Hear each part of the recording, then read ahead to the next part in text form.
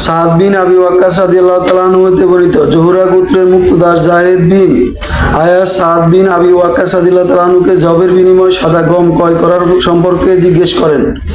সাদ রাদিয়াল্লাহু তাআলা আনহু তাকে বলেন, এই দুইটির মধ্যে কোনটি উত্তম? তিনি বললেন, সাদা গম। সাদ রাদিয়াল্লাহু তাআলা আনহু আমাকে এরূপ লেনদেন করতে নিষেধ করে বলেন, আমি রাসূল সাল্লাল্লাহু আলাইহি সাল্লামকে শুকনো খেজুরের সাথে তাজা খেজুরের বিনিময় সম্পর্কে জিজ্ঞেস করতে শুনেছি। তিনি জিজ্ঞেস করে বলেন, তাজা খেজুর ও শুকালে কি কমে যায়? লোকজন বলল, হ্যাঁ। তিনি বললেন, এই জাতীয় লেনদেন করতে নিষেধ। হাদিসটি ইবনে মাজাতে 2266 নম্বরে এবং তিরমিজিতে 1225 নম্বর রয়েছে। আব্দুল্লাহ বিন উমর রাদিয়াল্লাহু তাআলা আনহু বলেন, রাসূল সাল্লাল্লাহু আলাইহি সাল্লাম মুজাবানা ধরনের ক্রয় বিক্রয় নিষেধ করেছেন।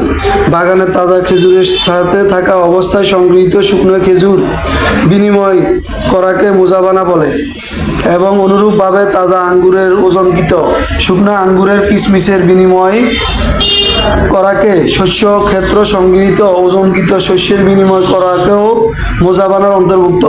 তিনি এই প্রকার লেনদেন করতে নিষেধ করেছেন। হাদিসটি ইবনে মাজাতে 2265 এবং বুখারীতে 2171 নম্বর।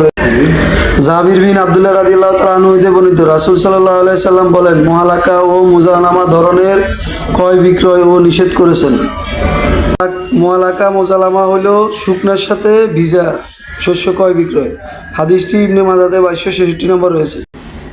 রাফি বিন খাদিজা রাদিয়াল্লাহু তাআলা আনহা হইতে বর্ণিত, তিনি বলেন, রাসূল সাল্লাল্লাহু আলাইহি সাল্লাম মুহালাকা এবং মুজাবানা ধরনের লেনদেন করতে নিষেধ করেছেন। হাদিসটি ইবনে মাজাতে 2267 নম্বর রয়েছে।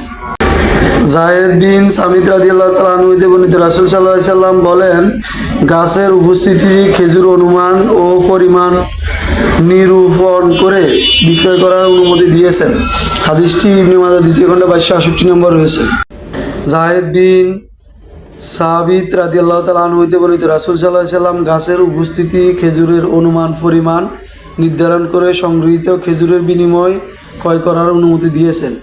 ইয়াহিয়া রাদিয়াল্লাহু তাআলা আনহু বলেন, গাছের মাথায় খেজুর অনুমান পরিমাণ ও নিম্নরূপ করে ঘরে শুকনো খেজুরের সাথে বিনিময় করাকে সামিরা বিন জনবুত রাদিয়াল্লাহু তাআলা আনহু হতে বর্ণিত আছে, রাসূল সাল্লাল্লাহু আলাইহি সাল্লাম পশুর বিনিময়ে পশু ও ধারের ক্রয় বিক্রয় করতে নিষেধ করেছেন।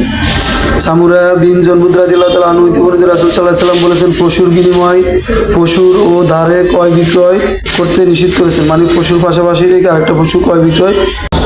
জাবির রাদিয়াল্লাহু তাআলা আনহু হতে বর্ণিত, রাসূল সাল্লাল্লাহু আলাইহি সাল্লাম বলেন, একটি পশু দুইটি পশুর ও বিনিময় নগদ ক্রয় বিক্রয় করার কোনো দোষ নেই, কিন্তু বাকিতে এরূপ লেনদেন করতে নিষেধ করেছেন। হাদিসটি ইবনে মাজাতে দ্বিতীয় খণ্ডে 2271 নম্বরে রয়েছে, তিরমিজিতে 1238 নম্বর রয়েছে।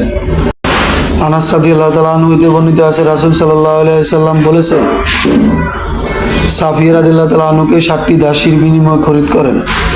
রাবি আব্দুর রহমান বলেন, দিহাতুল কালবি রাদিয়াল্লাহু তাআলা আনহুর নিকট থেকে তাকে খরিদ করেন।